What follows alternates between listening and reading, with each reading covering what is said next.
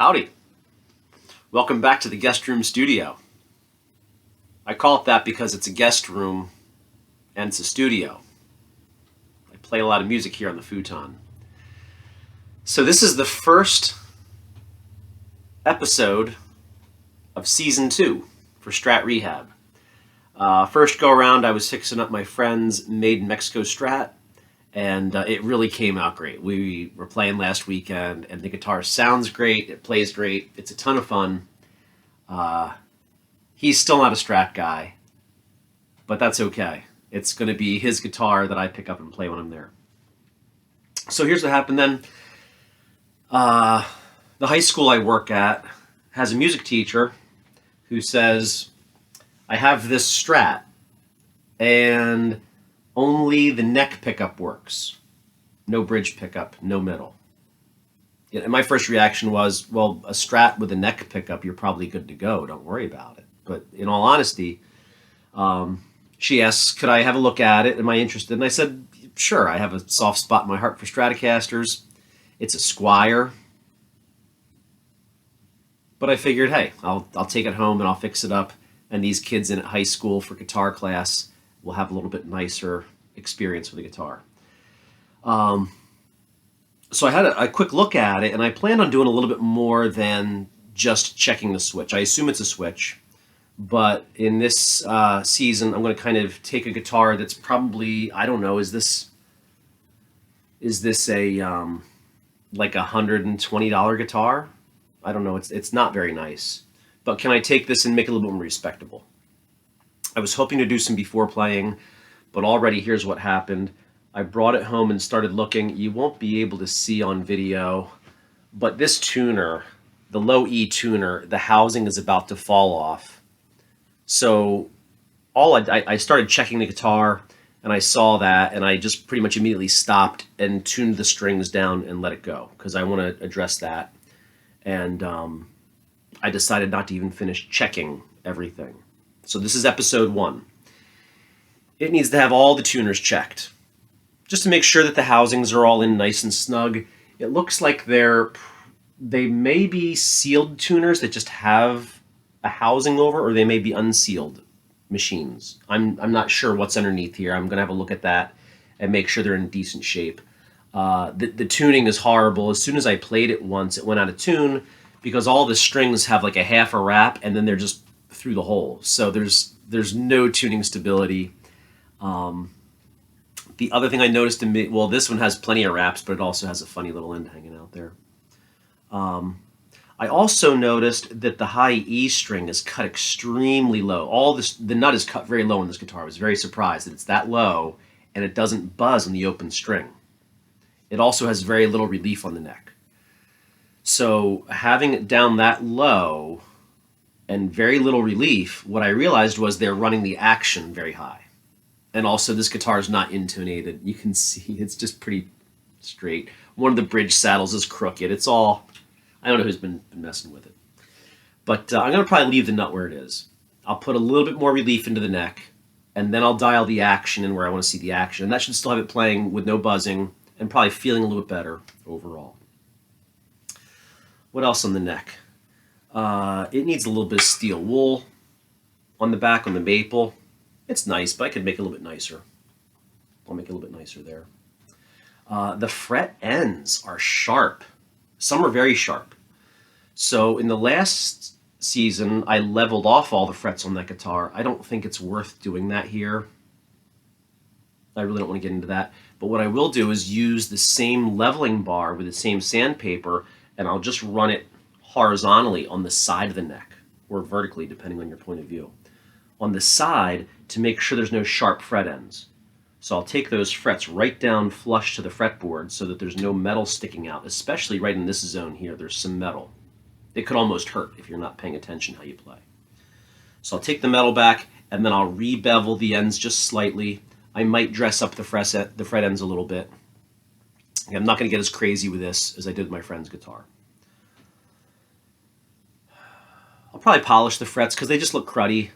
It'll really be nice if I spend, a half hour and polish them nice. It'll really make them pop. There's no gouges. They're not worn down bad.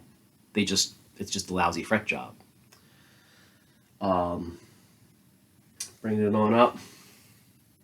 So I assume what's wrong here is the pickup switch is probably not making contact. There's probably something wrong in there. I don't think it's the pickups, but I'll test that. I'll take it all apart. I'll see what's looking like in there. I don't expect to replace anything else, except I do think I want to wire the tone control over to the bridge pickup. I don't see why Fender doesn't put a tone control in the bridge pickup. It still doesn't make sense to me after all these years. So if I have this thing apart, I'm probably going to put the tone control, probably either take that off of the mid pickup or combine it and jumper it middle and bridge. One way or the other. I'm not sure what I'll do.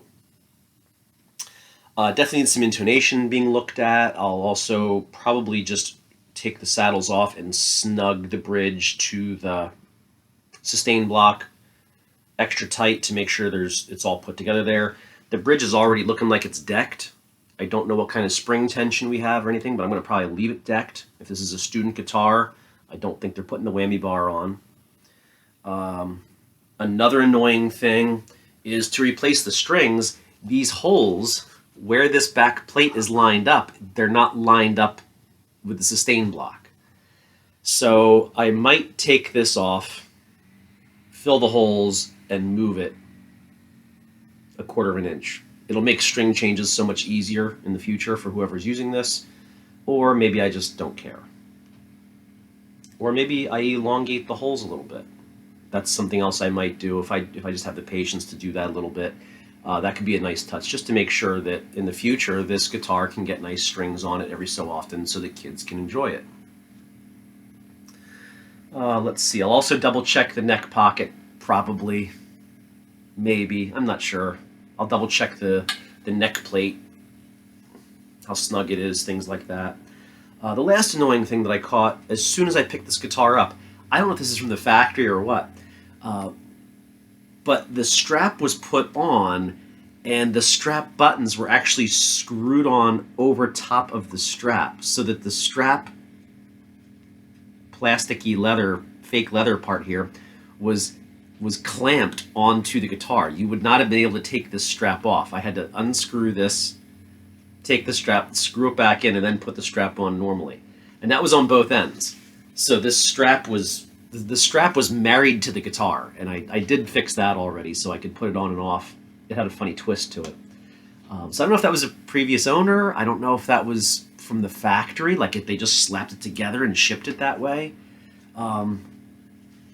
But anyway, this season of Strat Rehab should be a season because maybe some people have something like a cheaper Squier, whether it's made in China, made in Korea, made in Taiwan. I know they've been made overseas all over the place. Whatever you have a cheaper Squier model. Maybe it's pretty sound but bad frets. Maybe you love the neck but you're thinking about modding the electronics. Maybe something else. Who knows? So this is a cheap guitar that I just want to make nice for middle school and high school kids to play for music class. And if I happen to go walk down to the music room and pick it up, that I would like to play it also, that I wouldn't pick it up and go, what, let's make it nice. There's no reason why just because you have a $120 guitar that has to play like a pile of junk. It can be made to be a little bit nicer. Now for my whole life I'd say, there's only so much you can do to polish a turd. Because if you got a turd, it's just not going to shine, and that's just the way it goes. But my feeling is there's very few Strats that are straight up turds, right? They're not all excellent.